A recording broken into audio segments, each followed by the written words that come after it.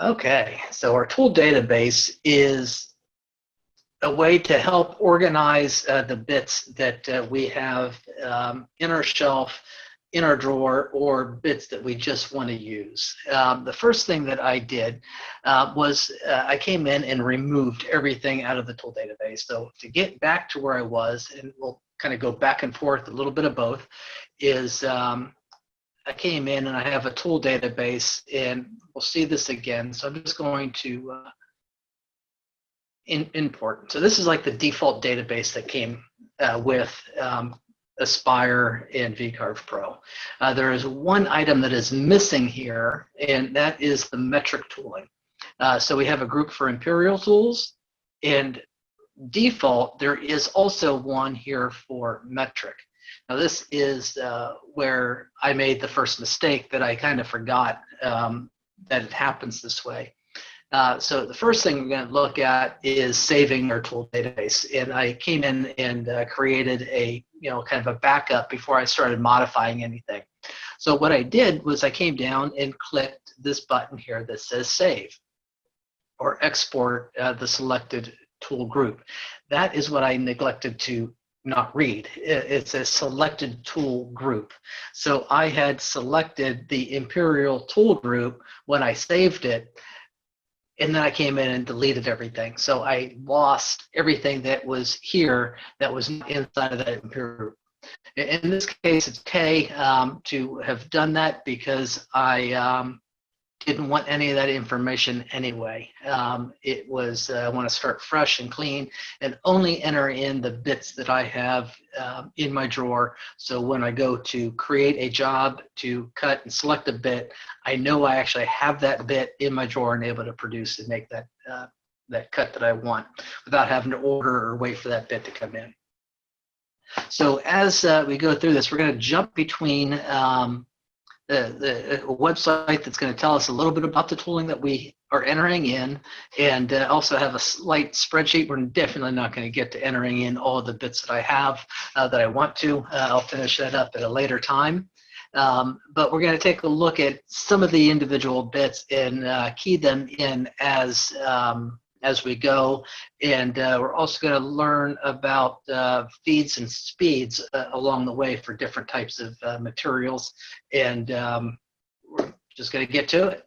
So the first thing that I'm going to do is I'm just going to come down and hit this trash can right here and just start removing all of the items that I do not want.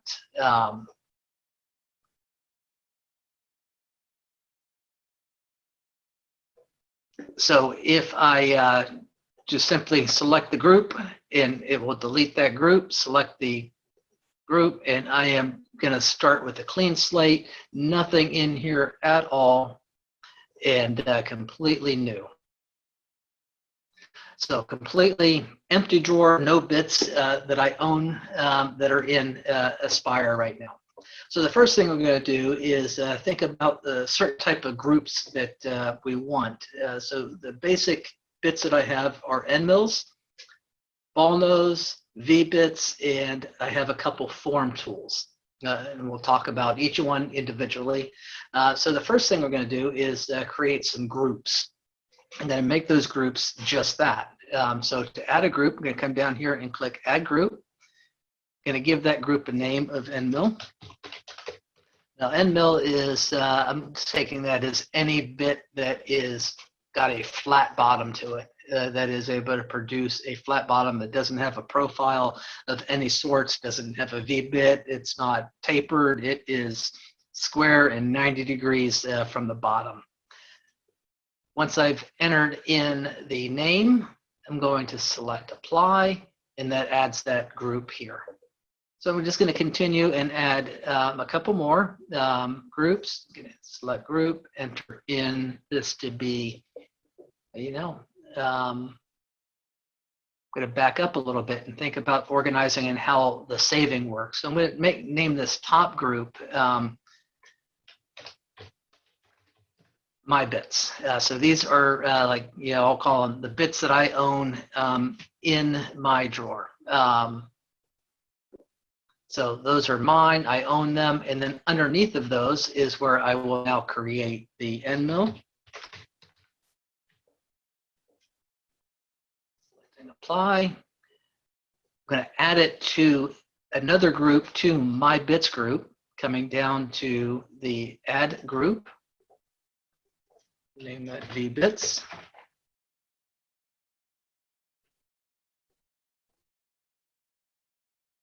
And then selecting the group again, the main group, because anytime you hit the tool database or add to a group, it is going to add it to the selected group. So if the vbits was selected and I selected add group, it would add another group to the vbits. So I'm going to start at the top and just add one more group.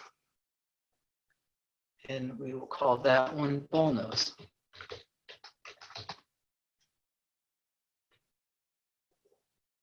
We'll add the form tool a little bit later because we actually have to do a little bit of drawing for that to happen.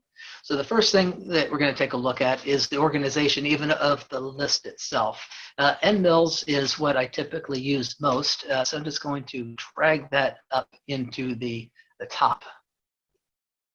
And as you saw, that you're able to drag these groups into and onto another group. So just by moving that around, it's going to add it to the ball nose group. Do not want it there, so I want to move it at the top of underneath of my bits. So you're able to reorganize the order of what these bits flow. So now to enter in a bit selection underneath of the end mill, I'm going to need to learn a little bit about what the bit is. And it is an on-screwed cutter, and the first one in my list is the 65023. So under here on the LMT on-screwed site, we've did a search for the 65023, and I see that this bit is capable and good for plastics, wood, aluminum, and solid surface. The one thing I'm not crazy about the way they listed it here, they said plastics or plastic. There is a difference between hard and soft plastic that it would be nice if they would distinguish that here. I happen to know that this bit is not necessarily the best for hard plastic, but it is good for soft plastics. And then we come down and we see the cutting specifications of this bit. So we have 1/4 inch diameter. The overall cutting length is 5/8 with a 1/4 inch shank, and the overall length of the bit is 2 inches. So with that information coming back into Aspire or vCarve Pro, I want to add a new tool underneath of the end mill. Now this is the section where we're able to get in a little bit deeper with the bits, because as we saw that bit is good for plastics, aluminums. It didn't say anything about softwood. So let's take a look here. It does say wood. I don't know if I'd necessarily use that bit for wood. So I'm not going to include that in the wood. I'm just going to say plastics and aluminum is where this bit is good for. So we have this material group that is also able to help separate our bits. The way this tool database is organized is the top section here is kind of about material, the types of a machine. Then we have the actual bits in the center section. The informational of the bits is also divided up into 2 sections. We'll see that here in just a second after I select end mill and come down to add a new tool. So this is the first half of adding a new tool. So what we have is the tool type is going to be an end mill, and it tells us that it's an end mill quarter. It kind of automatically adjusts. And I want to say it is a 1/4 inch diameter with a single flute. Once the main information is added, we could click Create Settings. And now we could enter in information more specifically to what we have. But as I said, I don't want to add to softwoods because I don't think this bit is the correct for the woods. So I'm going to come in here and say it's either for plastic or aluminum. We don't have either one in our material list. I'm going to click this button right here that says to add and open up our material. before we do that, we do have to save the current tool. So we'll finish on and then we'll be able to move around. So the pass depth, typically in rule of thumb for how deep a cutter could go, is no more than 1 1/2 times the diameter. So in this case, that's what, 3/8. And if we didn't do that math or didn't want to, we could do the math right within our text box here. So we could go 0.125 or 0.25 times 1.5. And then when we hit equals, it is going to give us the value of that equation that we have typed in. So rule of thumb is that, but that's all it is. You may need to cut a little bit smaller because the material is harder than you think it to be, or you just are able to get a better finish with it being not as much cutter into the material. Now, before we finish out a lot more of this, we need to know more about what plastics and how we're going to cut this plastic. So to know that, we need to take a look at some chip load charts. Chip load is the amount of material that is removed with each swipe of the cutter. So that is basically the size of the chip. So coming into the chart, also got this from Onsrud, we will see and hopefully see that bit number that we're talking about, which is 65023 in our list here. So we have a 65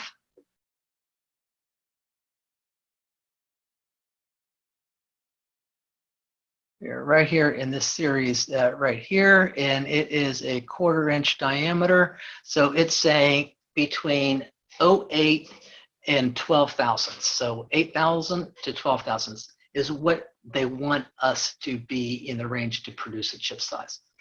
So to stay within that range, I'm going to say 11 thousandths. I typically go a heavier load, mainly typically the more you load up a cutter by reducing RPM and increasing feed rate and allowing the cutter to do its work and allow a cutter to do what it's supposed to do, and that's remove a chip.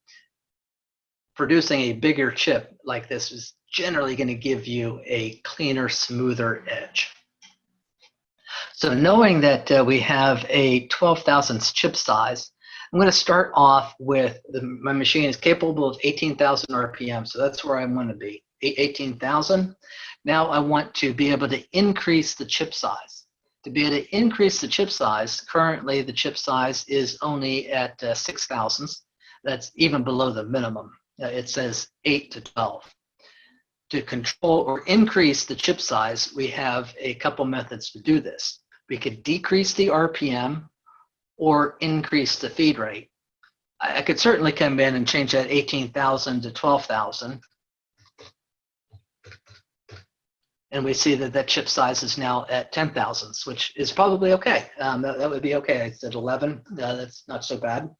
But now I'm losing some time here because I really could cut faster than that. So I'm going to bring that RPM back up to 18,000, which is the maximum spindle speed. And the feed rate, I want to have up higher. So right now, if I double this feed rate, we're going to get close to 14,000 or 14 thousandths chip, because that's double the chip size, double the feed rate, double the chip size. So I'm going to try at 3.5 to see where that is. And sure enough, that brings us right into a chip load size of 0.117. So that is on the high side of that chart, and I'm okay with that. So that's where I'm going to go. And at this point, I'm just going to select apply, then OK. OK closes the tool database. So I'm going to open up the tool database again and see that we now have a plus sign next to our end mill. That is now the bit that is associated with softwoods. As I said, this bit was set up for plastic, and we do not have a listing in here for plastic, so we're going to add one. To be able to add this, we're going to select to open up our material dialog and it's simply going to enter in plastic. Selecting apply, then OK. So now that added plywood, or took out the softwood. So I should have clicked the add material button. That's okay. I didn't want softwoods in there anyway. So now we have our plastics here, and all of the bit information that we just entered is also associated with that plastic. Now we also have, this bit is also capable of cutting aluminum, which for the most part, the feed rates or the chip size is probably going to be about the same, but we're going to verify that by going to our chip load charts for aluminum and finding that same cutter, the 65 series, coming over to the quarter. Actually, I'm wrong, it's smaller. So we are a 03 or 3 thousandths to 6 thousandths. So again, I'm going to go on the high side, a 6 thousandths. Now what I want to do is add a new material to our list. And this time I'm going to actually add it and not change the name. So we're going to click the button here to add material to the database.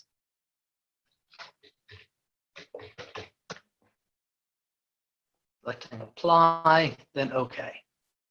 Now we have our plastic group, which is our tool here, our 1/4 inch tool that is specified for plastic. Now watch what happens when we change this to aluminum. The tool is still there, but it kind of grays out. It's faded in the background. And that is saying that that bit is not set up for aluminum or for our selected material. And when we select that bit, we see on the right side here, there's information that is missing. The core data is still there, the bit diameter, number of loops, and the basic geometry of the cutter is still here. But the actual variable data is not. So now we have the option to be able to just simply copy this from the plastic or from another tool group. I'm just going to copy it from the plastic and make the changes that is specific to aluminum. So for the pass depth for aluminum, I always take 10 thousandths per pass. That is how deep I go per pass. So the pass depth has nothing to do with how deep into the material we're cutting. It has to do with how deep we're going to allow this cutter to make in a single pass. The RPM, I'm also going to keep up at 18.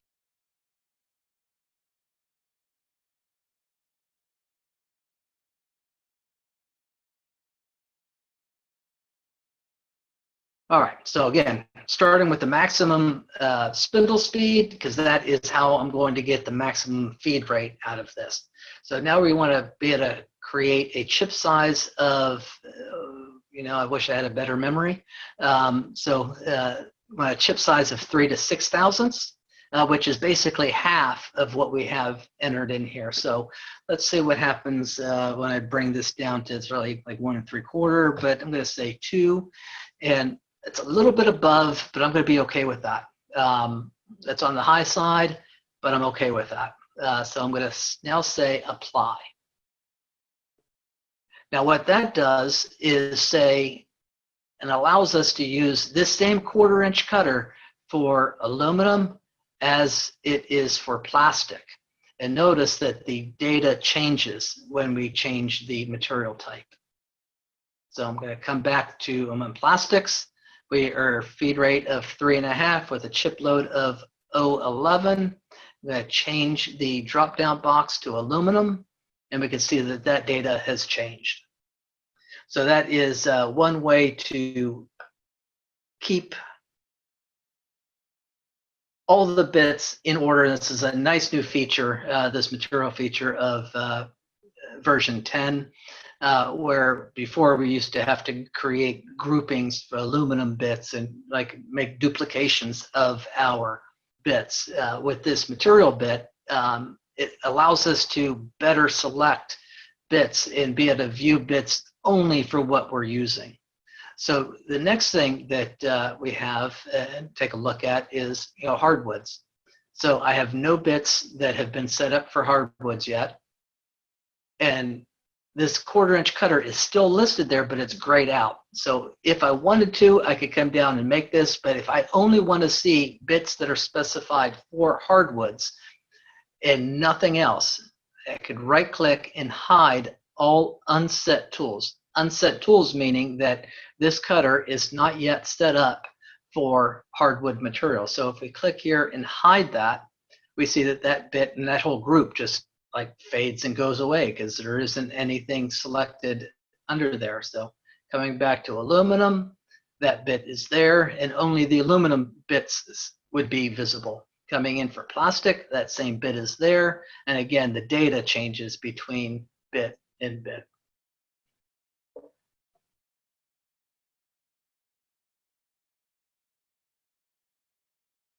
All right, so let's take a look at adding a tool, the same type of tool that's entered in here. I have one that is very similar to this, that is a 1/8 inch.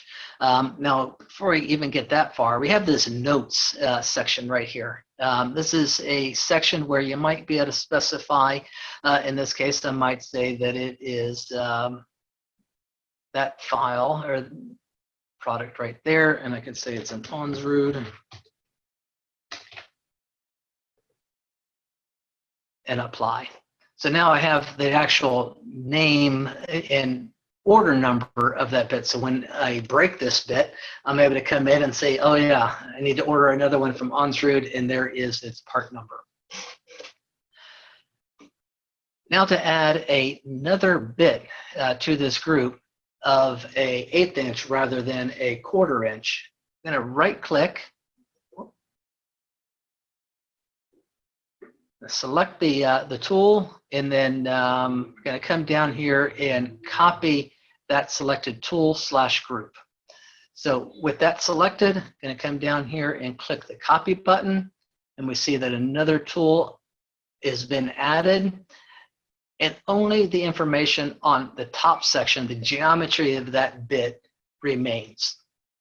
We do want to change this around a little bit and take a look at what I have. A bit that is very similar to that one is a 52-244. So we are going to go with a 1/8 inch cutter, 1/8 inch diameter, and it is 52-244. Also a single flute. You can see the name has changed here. And I want to copy the same settings from the 1/4 inch aluminum grouping and say OK. Now to learn a little bit more about what this bit is and what it's capable of cutting, I believe it's the same similar cutter. So we're just going to do the same thing here, do a search on the Onsrud site.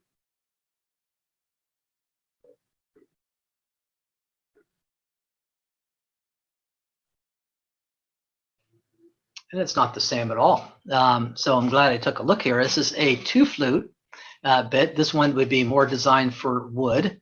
So I'm selecting on that, and yeah, there we go, softwood, hardwood, and wood composites. So it's not good for aluminum at all.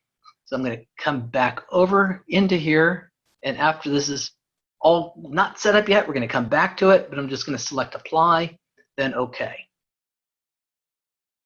Opening up the tool database again, we want to be able to make that cutter for hardwood.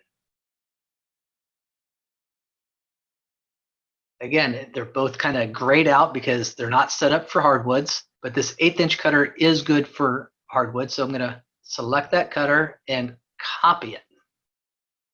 Now we want to go in and modify its chip size and all of that again. So I know my chip size, I want to be up higher. I want to be 15 thousandths for this. So wood, I'm going to say 4.5 inches per second. For this material under hardwoods, the pass depth, I want to change that to, again, 1 1/2 times. I'm not good with the fractions, so I'm going to go 1.25 times 1.5 equals, there's 3/16. I'm good with that. Select apply. So now that just makes that tool visible and selectable for hardwoods. Switching back to our aluminum cutter, or grouping material, this bit is not good for cutting in aluminum. You need to be able to remove it for or from the aluminum grouping.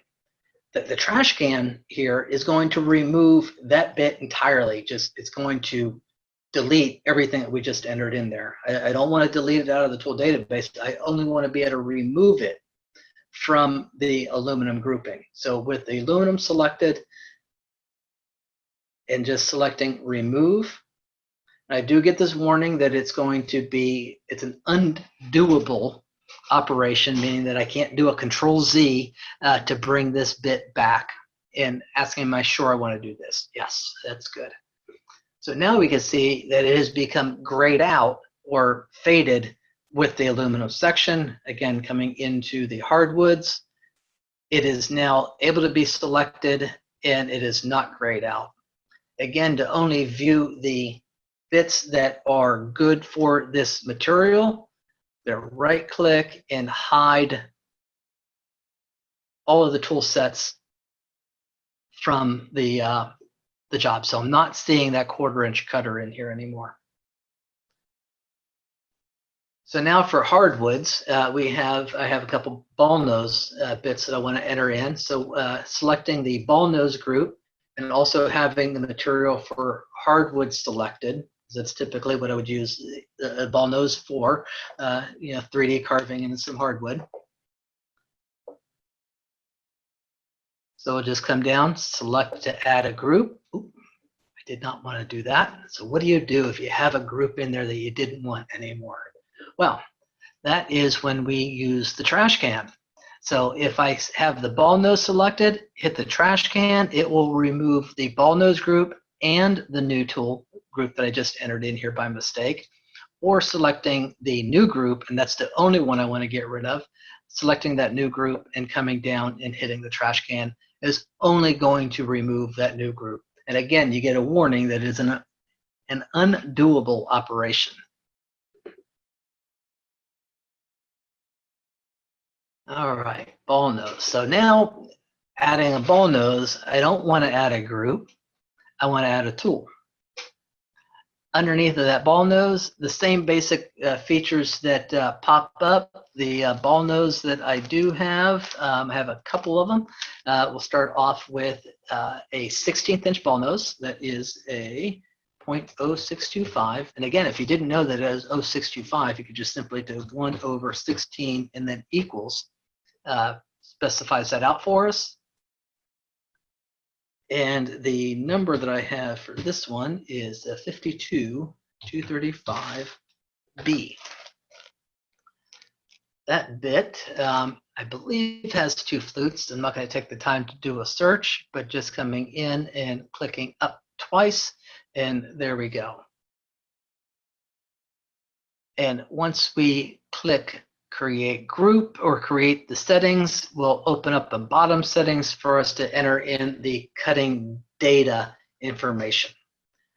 And it is going to be associated with the material that we have in our heading group. And again, just wanted to mention that the material listing in this group here is new to version 10.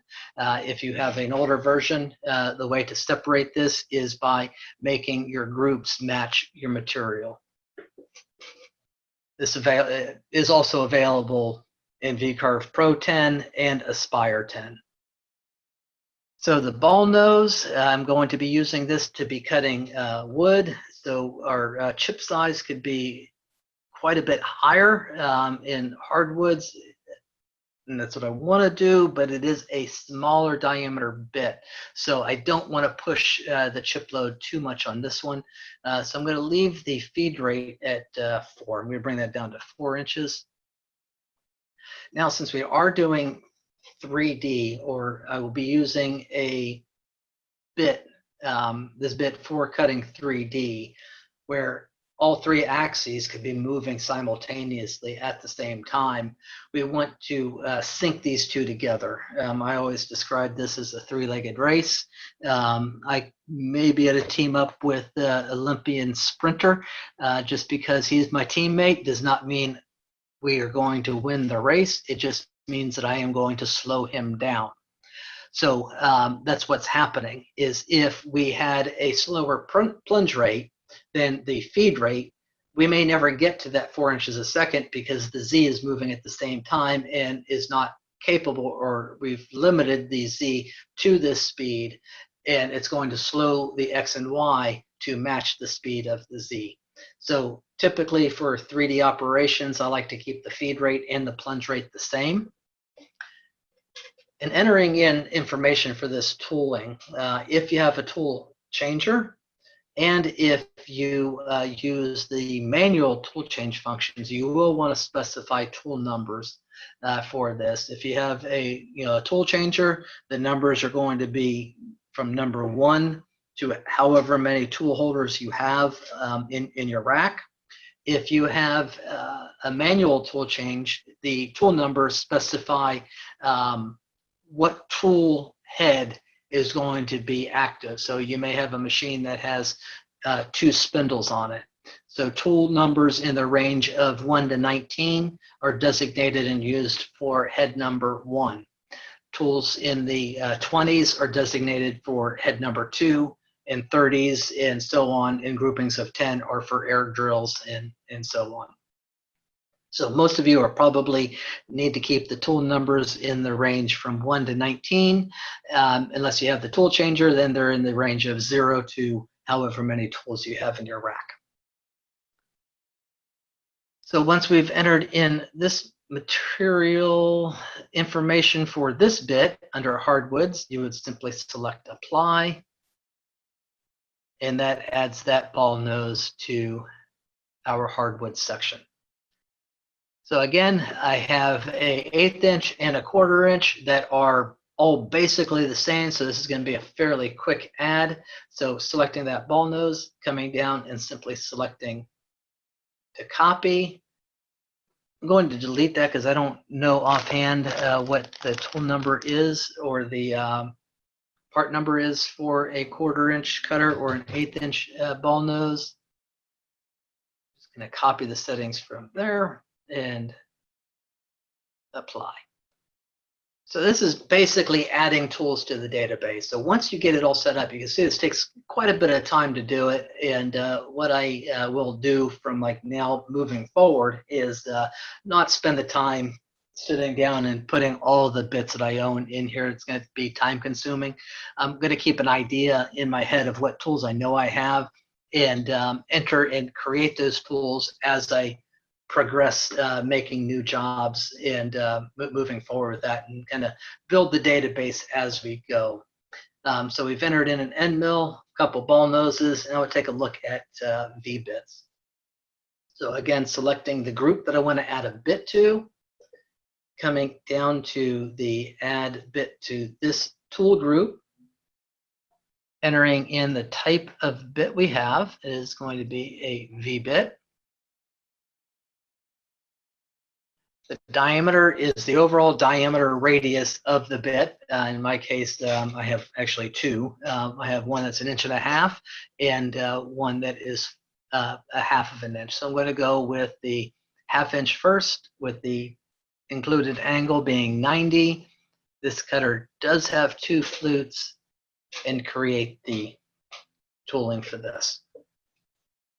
So the pass depth is maxed out. We can't be any greater than 1/4 inch. Math is not going to allow that with a 1/2 inch diameter across the width of the cutter.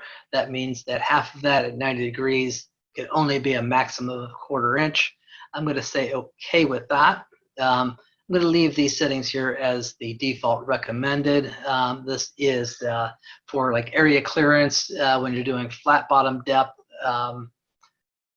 to remove some materials, some final pass step overs. I typically just leave those at default. I don't do a whole lot of V carving, so I don't spend a lot of time worrying about that. Again, I'm going to go with the maximum RPM, and I want to increase and produce a chip size of 12 thousandths. Well, to do that, I need to have a feed rate close to 11. No, not 11. Yeah, 9 maybe. Yeah, 9. Now I'm getting way above what my desktop machine is capable of running. I don't want to run any faster than 6 inches or 5 inches per second. We go 5 inches, but I still want to be able to produce a chip size that is in the 15,000 chip range. The only other thing that I could do to be able to correct that is, well, 2 things. I could buy another bit that has a single flute cutter. So let's just see what happens when we bring this down to a single flute cutter. We can see that that chip size increases, still running at 18,000 RPM. I don't want to have to buy a new bit. I already own it. It's good. It's a 2 flute. So the other option I have is to decrease the spindle RPM. And to get 15 thousandths there, I'm going to see what happens at 10,000. So there are 15,000 at 10,000 RPM. Now, with reducing RPM, we have to be a little bit cautious about getting too low. You have to think about the horsepower of what you have and what you're going to be cutting.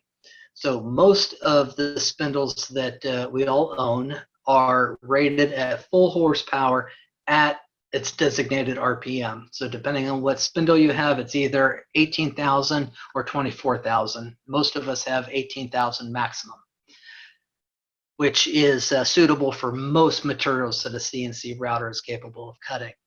But now it is a linear decline in horsepower to RPM. So at 18,000, if you have a 4 horsepower spindle, at 18,000, you have full horsepower of 4 in that spindle. Now, if you reduce that 18,000, you cut at 9,000, you no longer have 4 horsepower that spindle is producing. With the linear decline from 18 to 0, by reducing the RPM of half at 9,000, you're also reducing the horsepower by the same percentage. So if you have a 4 horsepower spindle cutting at 9,000, you only really have the 2 horsepower that is being supplied output. And even at that, 2 horsepower for V carving is still more than enough that we need. So knowing that that linear decline is there is also another incentive to try to keep the RPM as close to the 18,000 as you could get it by adjusting the feed rate higher or reducing the number of flutes. So with that all set up, I will simply select apply, and now we have a V-bit in our tool database for selections for hardwoods. So the final bit that we want to enter in here is form tools. Form tools are bits that have a profile to them, one that does not cut at a straight V, it doesn't cut straight down, it doesn't cut as a ball nose. It has a contour to it of multiple contours or not. So the bit that we have, or I have, is it's a WoodTech. It's got a 2-step radius to it, an internal and an external. So the first thing we're going to do is we need to define its profile or define its shape. So I'm going to close the tool database by selecting OK. And we need to draw or lay this bit out. So at the same time of creating a V-bit, we're going to learn a little bit about importing a picture. So we're going to go to File, Operations, import the bitmap. So this is the profile of the bit that I have that produces this cut here.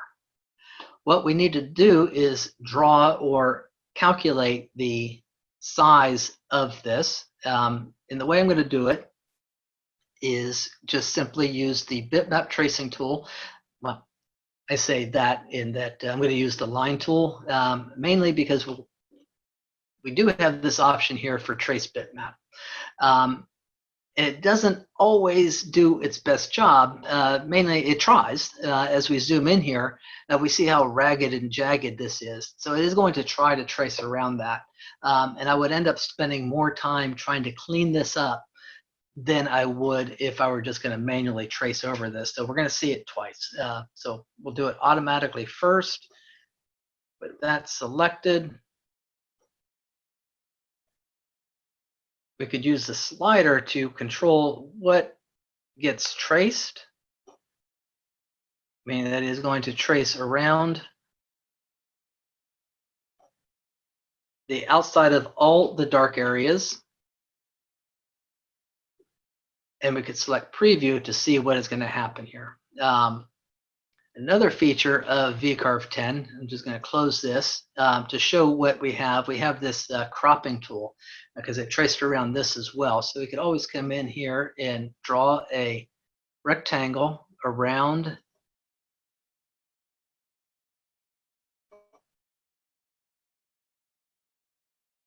only the object that we really want.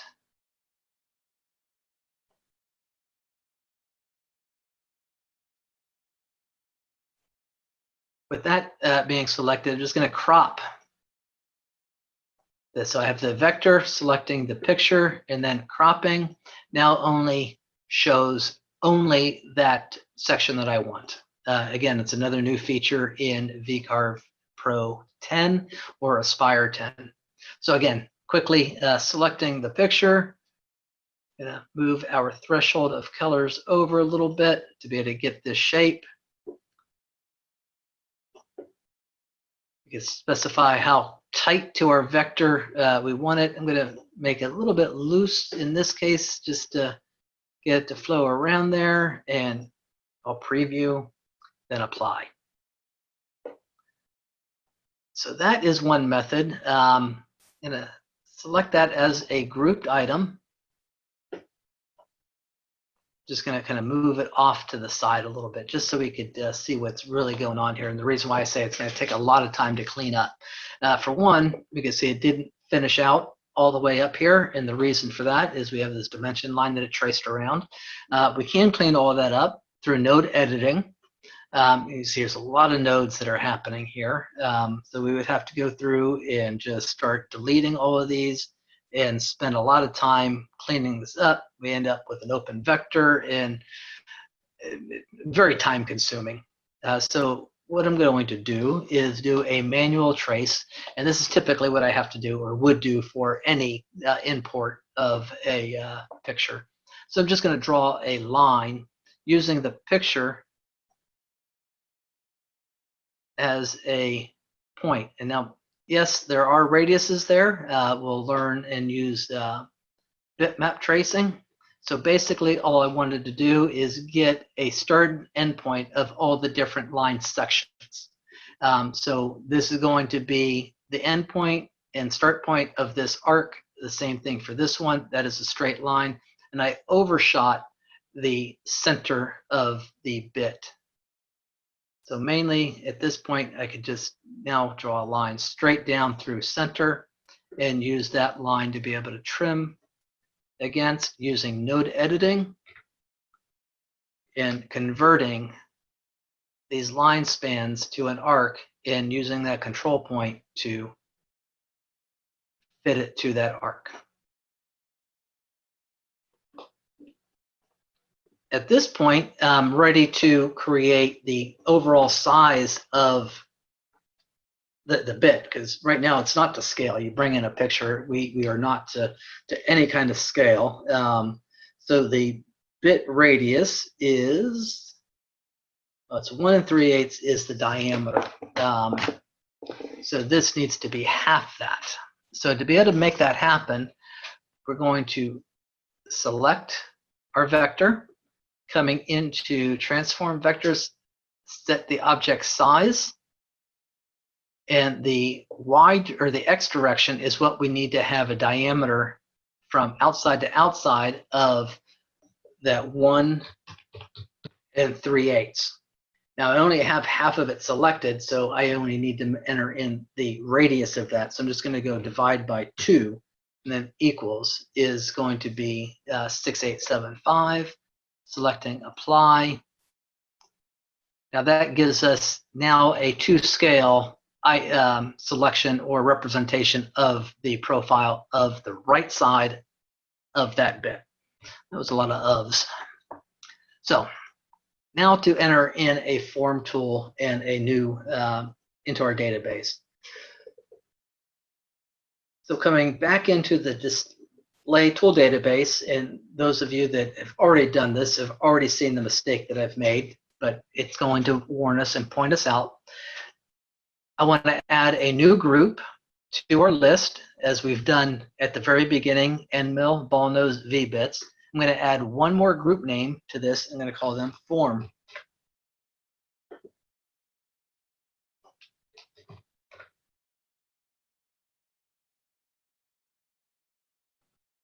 Now I want to add a form tool underneath of the form name. So I'm going to select the add tool to that group and come down and select a form tool. Now this is the message or the mistake or error that I was caught myself into, that there's no suitable vector selected. So to create a form tool, it is using the drawing that we just drew to create the profile of this this bit for selection. So I'm going to say OK to that, and well, sure enough, I can't select that bit or that profile because the tool database is open. So I'm going to say OK, which closes the tool database. Select the profile of the bit first, coming back into the tool database. Our form tool group is still there with our 1/8 inch bit. That was just what we made up. So I'm going to select that and change that to a form tool. And you can see it gets a representation and completed that drawing out for us. Gives us the diameter, which is at 1 3/8 that I measured. It does have 2 cutting edges and create the tooling for this. The pass depth, it knows that we can't go any deeper than the size of the bit itself in a single pass, so that is specified there. 1 3/8 is that's a good amount of material on a wide bit. So I know earlier I said no more than 1 1/2 times. So we're saying that's 1.375 times 1.5 equals 2 inch. No, this bit taking that much material, for one, it doesn't have that depth, and I don't want it. So I'm going to say the pass depth for this is going to be 0.1, just 1/8 of an inch. I'm not going to allow this to take any more than 1/8 of an inch per pass. The chip size, also going to hardwood for this bit, also about 15 thousandths. So again, we have that. So I just want to mention a lot of people, when they're cutting with this bit and thinking, oh, it's a big bit and I want to take it easy. And so they might have a great pass depth, but to produce less force on the cutter, they will increase the RPM and slow down the feed rate. You don't want to do that. You want to be able to always maintain the chip size that that material needs. To be able to produce less force on the cutter, you do that using the pass depth. So you will always keep the spindle RPM and the feed rate matched to what the material says the chip load or what your chip load charts say. And to be able to reduce the load that's being applied to that cutter, you could do so through the pass depth. All right, so once we have all of this information entered in, we will select apply. Then now that becomes a listing in our form tool selection, and we'll say OK to that. So now we have a small selection of bits that are set up for mostly hardwoods, a couple that are grayed out that is not good for wood, as far as the aluminum bit that we have there. I don't want to even see that aluminum bit in my selection since I'm on hardwood, so I'm going to right click and do a hide tools from this group,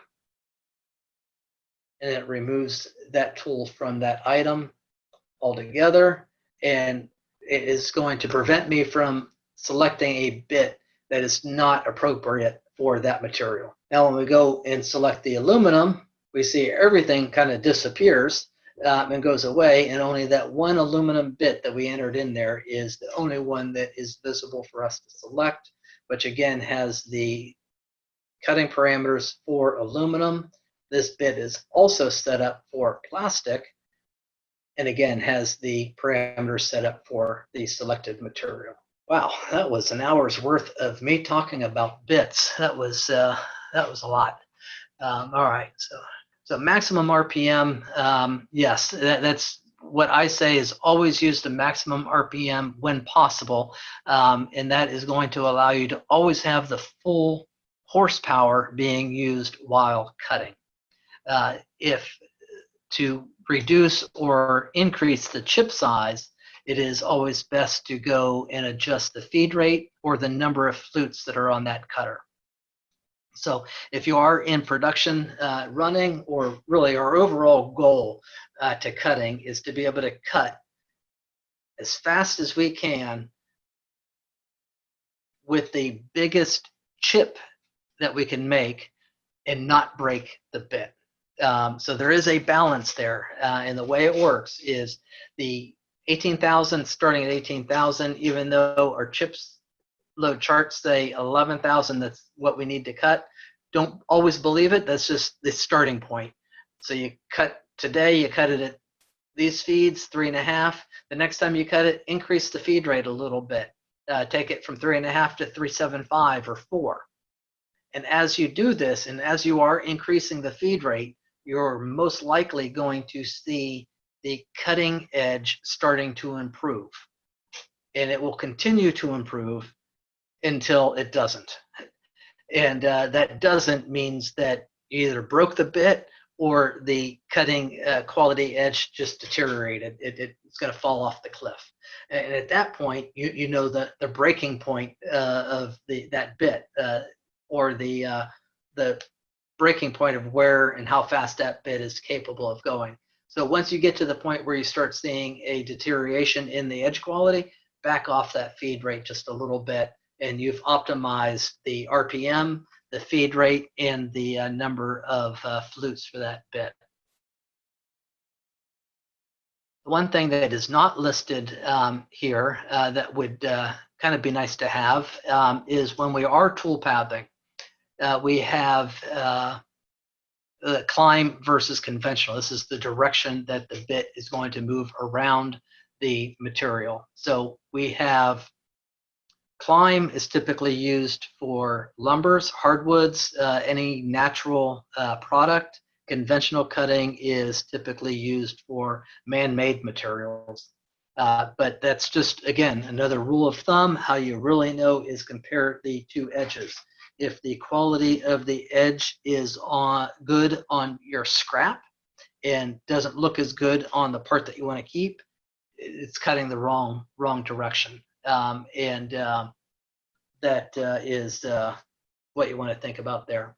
So I had a question about the version and what's available. So most of this technique that I'm showing is available across all versions of Aspire. Now, the tools that make these techniques easier to read and understand are not. So we do not have the material selections in the lower versions of Aspire or VCarve Pro. We don't have the option here for saving. Everybody now has a cloud version of their Aspire or in VCarve where your clip art is stored and all of that. You can save your tool database and upload it to the cloud if you have another bit that you want, or computer you want to download it to. So if you have an older version of VCarve Pro or Aspire, the best way to separate the material or bits based on material is by setting up material groups. So you might have a group of bits that's specified. Instead of my bits, it might be aluminum. Might have another bit grouping that's for plastic. So that's another way of.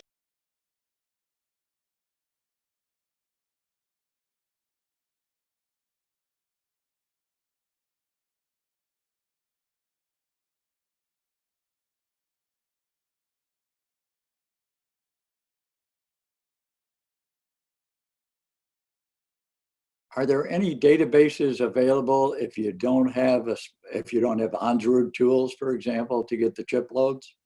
Well, yeah. So even if you could still use the Onsrud chip load for the bits, even though they are specified to a certain, geometry bit, it's really the geometry of the bit that you're looking at. So all brand of router bits have the same type of bit. So you could get an O flute from Onsrud, an O flute from Whiteside, an O flute from Freud, wherever. They all have the same bit. So you could still follow and use the same chip load size.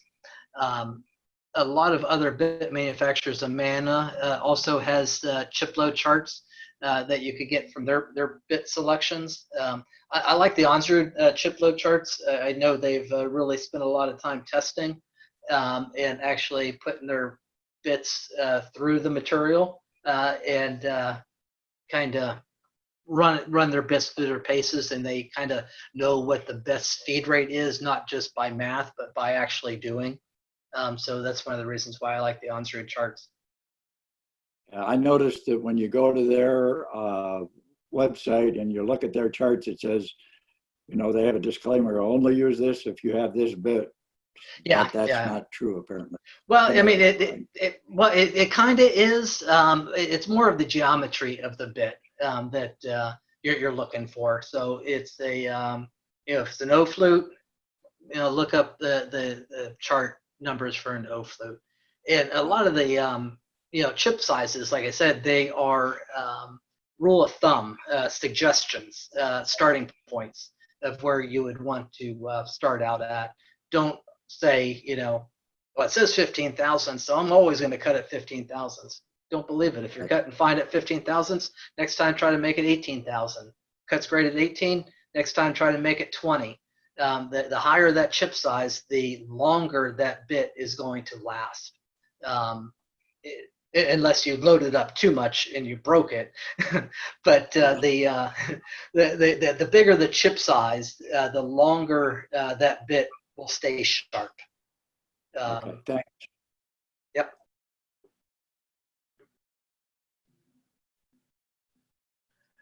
So increasing pass depth. So is it going to increasing the pass depth going to also increase the life of the cutter? That's kind of a yes and a no situation, mainly because the pass depth, when we're cutting down, so if we have this end mill that is capable of cutting 1 inch in a single pass, that's okay. But in this case, we're only going 3/16 of an inch at a time.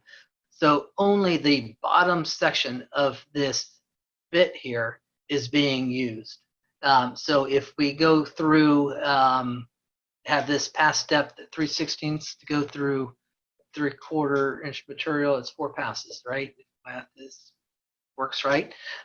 So that means that this bit cutting 3/4 of an inch is going to wear out 4 times as fast as if, rather than cutting it 3/4 in a single pass, mainly because we are using the full width of the cutter. So again, in this case, with 3/16 cutting depth, only the bottom 3/16 of this bit is ever going to be used. So that is the only part of that bit that's going to dull out and wear.